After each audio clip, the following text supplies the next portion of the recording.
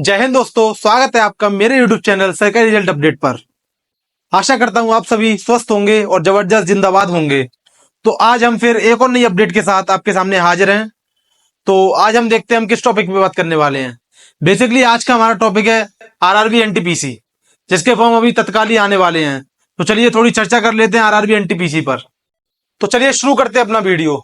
सबसे पहले हमारा क्वेश्चन यही बनता है कि आरआरबी एनटीपीसी क्या होता है। तो चलिए देखते हैं ये क्या होता है। तो हम अगर यहाँ बात करें हमारा आरआरबी एनटीपीसी का मतलब क्या होता है, तो आरआरबी एनटीपीसी का मतलब ये बनता है railway recruitment boards non technical popular categories.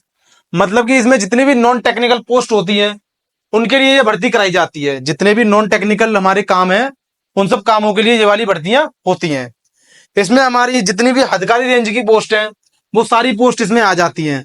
तो मैं जैसे आपको कुछ एग्जाम्पल देना चाहूंगा अधिकारी रेंज के। जैसे स्टेशन मास्टर, जो स्टेशन मास्टर होता है वो एनटीपीसी के थ्रू ही जाता है इस वैकेंसी में। हम इसमें टाइपिस्ट की बात करते हैं, जो टाइपिस्ट होता है वो भी इसी में आता है। फिर आता है हमारा टिकट कम ऑफिसर, जिसको टीटी रिपोर्ट करता है सारी चीजें। तो ये भी हमारा इसी वोट में इसी उसमें एनटीपीसी में आता है। और यदि हम यहाँ इसके ग्रेड पे की बात कर लें तो इसका ग्रेड पे भी अच्छा खासा होता है। जैसा कि आपको पता है ये एक अच्छी पोस्ट है, सब इन पोस्टों को लेना चाहते हैं, तो इसका ग्रेड पे भी एक अच्छा खासा होता है।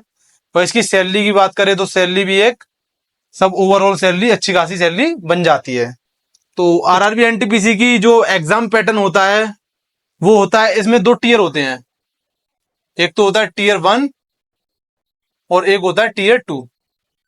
आपको पहले टीयर 1 क्वालिफाई करना होता है, देन उसके बाद आपका टीयर 2 होता है। तो हम अगर इसके एग्जाम सब्जेक्ट्स की बात करें तो जो हमारे पॉपुलर सब्जेक्ट हैं इसमें केवल 3 सब्जेक्ट होते हैं। 3 सब्जेक्ट कौन कौन से होते हैं? एक तो इसमें हमारा आता है मैथ्स, और एक आता है हमारा रीजनिंग, और एक हमारा इसमें आता है जीएस। जो कि आपको पता है आरआरबी सब इंस्पेक्टर में और आरआरबी कांस्टेबल में भी होते हैं, सेम वही यहाँ पे सब्जेक्ट होते हैं। इसमें हमारा जो मैथ है वो 30 नंबर का आता है, मतलब 30 क्वेश्चन आते हैं। एक क्वेश्चन 1 नंबर का होता है। रीजनिंग में भी 30 क्वेश्चन आते हैं और जीएस में आते हैं इसके 40 क्वेश्चन। ये मैं बेटा टीयर 1 की बात कर रहा हूं, ये टीयर 1 में आते हैं। यदि हम यहाँ पे टीयर 2 की बात करें तो इसमें सिंपली कुछ नहीं होता है, ये 30 से हो जाते हैं 35, और ये भी 30 से 35 हो जाते हैं, और ये 40 से हो जाते हैं 50। टीयर 2 है हमारा जो कितने 120 नंबर का होता है, और टीयर 1 होता है हमारा 100 नंबर का। ठीक है, तो मैं जानता हूं आपका ये डाउट क्लियर हो गया होगा इसमें क्या सब्जेक्ट आते हैं। और सिलेबस का, इसका मैं सिलेबस की पीडीएफ अटैच कर दूंगा, आप सिलेबस उसमें पीडीएफ में जाकर देख सकते हैं। हम यहाँ बात कर लेते हैं नेगेटिव मार्किंग। क्या इस एग्जाम में नेगेटिव मार्किंग होती है? तो मैं कहूंगा बिल्कुल होती है। और इस एग्जाम में जो नेगेटिव मार्किंग होती है वो 1/3 की होती है। मतलब कि ये कि तुम्हारा इसमें 0.33 मार्क्स काट लिया जाएगा एक क्वेश्चन गलत होने पे, और यदि एक क्वेश्चन सही होता है तो आपको 1 नंबर मिलेगा। इसमें हमारी नेगेटिव मार्किंग होती है 1/3 की। तो हम यहां बात कर लेते हैं फॉर्म फिल करने की एज। तो इसमें एज कैटेगरी वाइज होती है। तो सबसे पहले मैं आरआरबी एनटीपीसी में क्या क्या मतलब किस तरीके की पोस्ट होती है, तो हम जब पोस्ट की बात करें तो सबसे पहले हमारी होती है चीफ कमर्शियल कम टिकट सुपरवाइजर। जो हमारे टिकट का वो टिकट के लिए सुपरवाइजर होता है, जो टिकट कलेक्टर के ऊपर बैठा होता है। तो इसमें अगर हम एज की बात करें तो इसकी एज 18 से 36 होती है। यदि आप जनरल कैंडिडेट हैं, जनरल कैटेगरी से, तो आपकी एज 18 से 36 के बीच में होनी चाहिए इस फॉर्म को भरने के लिए। फिर हमारी यहाँ दूसरी स्टेज आ जाती है स्टेशन मास्टर की। स्टेशन मास्टर के लिए भी एज हमको 18 से 36 चाहिए। देन उसके बाद बात करते हैं हम, इसमें एक और वो होती है ट्रेड, इसको हम बोलते हैं गुड्स ट्रेन मैनेजर। इसकी जो हमारी एज है वो 18 से 35 होनी चाहिए। मतलब जैसा कि आप देख रहे हो इसमें 1 साल एक्स्ट्रा है, यहाँ पे 36 एक्स्ट्रा है। मतलब 36 में इसकी यहाँ पे 36 दे रखी है, लेकिन यहाँ पे 35 ही दे रखी है। जो मतलब 35 साल तक है वही इस फॉर्म को भर सकते हैं। यही हम बात कर लेते हैं इसमें जूनियर टाइपिस्ट की।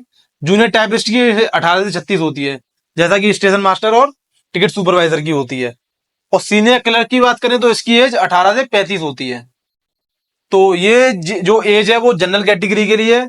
यहां हम अगर एज रिलैक्सेशन की बात करते हैं तो ओबीसी के लिए 3 साल का रिलैक्सेशन है, जैसा कि हर वैकेंसी में होता है, और SC ST के लिए 5 साल का रिलैक्सेशन है। अब इसमें हम बात करते हैं, क्या ग्रेजुएशन जरूरी है? मतलब ये फॉर्म अगर हमें भरना है, इसके लिए हमारी ग्रेजुएशन होना जरूरी है? तो मैं आपको बता देता हूं, इसमें 2 स्टेज होती है, मतलब 2 तरीके के फॉर्म होते हैं। एक तो आता है 12th पास, मतलब यदि आप 12th पास हैं, एक कैटेगरी तो 12th पास की होती है, इसमें से कुछ पोस्ट ऐसी होती है जो 12th पास के बाद आप भर सकते हो, और एक आती है ग्रेजुएशन पास होने के बाद। तो इसमें जिसने ग्रेजुएशन नहीं की है वो भी फॉर्म अप्लाई कर सकता है, क्योंकि वो जो 12th पास की वैकेंसी है वो उनमें फॉर्म अप्लाई कर सकता है, और ग्रेजुएशन वाला ग्रेजुएशन में और 12th में दोनों में कर सकता है। अगर हम यहाँ यहाँ टाइप, जैसे यहाँ जूनियर टाइपिस्ट है, तो इसके लिए आपको लग रहा होगा कि टाइपिंग का सर्टिफिकेट की जरूरत है क्या? तो मैं आपको बता देता हूँ, यहाँ पे कोई भी टाइपिंग सर्टिफिकेट की जरूरत नहीं है, यहाँ कोई भी टाइपिंग सर्टिफिकेट नहीं मांगा जाता है। आपको सिंपली बस टाइपिंग टेस्ट होगा, आपको टाइपिंग टेस्ट देना है, टाइपिंग टेस्ट क्लियर करके आप भर्ती हो सकते हैं। यदि हम यहाँ RRB NTPC की जॉब प्रोफाइल की बात कर लेते हैं, तो जैसा कि आपने देख लिया होगा, जितने भी यहाँ पे लिखे हुए हैं पोस्ट, तो ये सब RRB NTPC के तहत आते हैं। तो जैसा कि आपको पता है, स्टेशन मास्टर एक अच्छी पोस्ट होती है, कोई छोटी पोस्ट है नहीं। स्टेशन मास्टर मतलब पूरे स्टेशन का जो एक मास्टर हेड होता है, जो सारी चीजें मैनेज करता है, उसके लिए स्टेशन मास्टर की पोस्ट होती है। और टिकट सुपरवाइजर, जितने भी TT होते हैं, TT का मतलब टिकट कलेक्टर होते हैं, उनका एक सुपरवाइजर होता है जो उनपे मतलब उनको अपने मतलब उनको सब चीज, जो टिकट TT होते हैं उनको उसको रिपोर्ट करना होता है। तो आप यहाँ पे देख सकते हैं, कोई छोटी मोटी जॉब तो इससे है नहीं, अच्छी खासी एक अच्छे सैलरी वाली, पैकेज वाली ये जॉब है। तो यहाँ पे अगर हम ग्रेड पे की बात करें, तो यहाँ पे ग्रेड पे भी इनका बहुत अच्छा बनता है, और सैलरी भी इनकी अच्छी खासी बनती है। तो बेटा अगर आप सैलरी की बात करें, तो सैलरी के लिए एक अलग से मुझे वीडियो लेके आना पड़ेगा, उसमें मैं हर कैटेगरी की हर तरीके से सैलरी बता पाऊंगा, किसमें कितनी सैलरी मिलती है। अब हम बात करने वाले हैं कि वैकेंसियां कितनी आने वाली हैं, कितनी वैकेंसियां आ रही हैं। तो हम यहाँ सबसे पहले बात करेंगे, इसमें 2 स्टैंडर्ड अलग अलग तरीके से वैकेंसी आएंगी, ग्रेजुएशन की अलग आएगी और 12th लेवल की अलग आएगी। जो हमारे पास 12th लेवल की वैकेंसी आ रही हैं वो 3445 वैकेंसियां हैं, और जो ग्रेजुएशन पास है उनके लिए वैकेंसियां हैं वो कितनी है, 8113। इतनी वैकेंसी हमारे पास अभी फिलहाल आने वाली हैं। तो हमारा यहाँ सबसे पहला एक क्वेश्चन बनता है, क्या वैकेंसियां बढ़ सकती हैं? तो मैं आपको बता देता हूं कि ये वैकेंसियां बिल्कुल बढ़ेंगी। जैसा कि आपने देखा, अब ये भी RRB टेक्नीशियन आया था, RRB लोको पायलट आया था, पहले उसकी वैकेंसियां कुछ अलग थी, लेकिन कुछ दिन बाद, अभी कुछ दिन पहले ही उनको वैकेंसियों को बढ़ा के, लोको पायलट की वैकेंसी को बढ़ा के डबल कर दिया गया। RRB टेक्नीशियन की वैकेंसियों को 9000 से 14000 कर दिया गया। तो सब में वैकेंसी की बढ़ोतरी की गई है। तो जैसा कि यहाँ पर NTPC में भी हमारी इतनी वैकेंसियां दी गई हैं, तो इन वैकेंसियों को भी कुछ बढ़ाकर कुछ ना कुछ इनमें वैकेंसियां बढ़ेंगी। कहने का मतलब ये है कि मैं कह सकता हूँ 90% वैकेंसियां बढ़ेंगी ये। इसके बाद हम बात कर लेते हैं, क्या कट ऑफ जोन वाइज लगेगी? तो कट ऑफ बिल्कुल जोन वाइज लगेगी, इसलिए आपको जिस जोन से भरना है आप उस जोन से फॉर्म भर सकते हैं। आप किसी भी जोन से फॉर्म भर सकते हैं, उसके लिए कोई दिक्कत नहीं है। आपको जो जोन सही लगे, पुरानी कट ऑफ के हिसाब से पुरानी कट ऑफ देख लें, किस जोन की कम जाती है या किस जोन की, आप किस जोन के लिए भर सकते हैं, वो आप सब वहां पे उसमें देख सकते हैं। अब हम यहाँ पे बात कर लेते हैं कि इसके फॉर्म कब आ रहे हैं, मतलब हम फॉर्म के लिए कब अप्लाई कर सकते हैं। तो इसमें जो फॉर्म की डेट गई गई है वो 14 सितंबर दी गई है। आप 14 सितंबर से अपने फॉर्म अप्लाई कर सकते हैं। इन फॉर्म्स को अप्लाई करने के लिए आपको लगभग करीब 1 महीना मिलेगा फॉर्म अप्लाई करने के लिए। तो आप इस डेट से अपना फॉर्म भरना स्टार्ट कर दीजिएगा। और मैं आपको राय देता हूं कि आप लास्ट टाइम का इंतजार ना करें, जैसे ही वैकेंसी आए आप तुरंत अपना फॉर्म भर दें। जिस दिन से ही अपना लॉगिन होना स्टार्ट हो जाए, आप उस दिन से अपना अप्लाई करना स्टार्ट कर दें, भले इसके 1-2 दिन में भर दें। आराम से आप 25 सितंबर तक अपना सारे लोग फॉर्म भर दें। अब हम यह बात कर लेते हैं, एग्जाम कब होगा।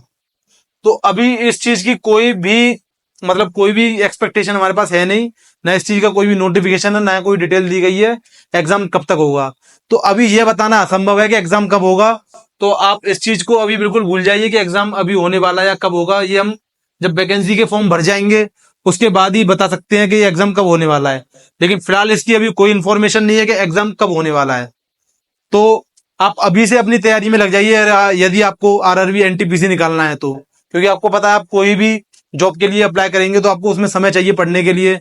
और अगर अभी से देखा जाए तो आपके पास एक पर्याप्त समय है पढ़ने के लिए, क्योंकि इसका जो एग्जाम है अभी इसकी एग्जाम डेट कुछ है नहीं, तो हम इसमें कुछ भी अंदाजा लगा भी नहीं सकते हैं। तो आप पढ़ते रहिए और ऐसी इंफॉर्मेटिव वीडियोस को देखने के लिए मेरे चैनल को सब्सक्राइब करें। यदि आपका कोई भी डाउट फिर भी रह जाता है तो मुझे आप कमेंट सेक्शन में जरूर बताएं, मैं आपका वहां रिप्लाई करूंगा। जय हिंद।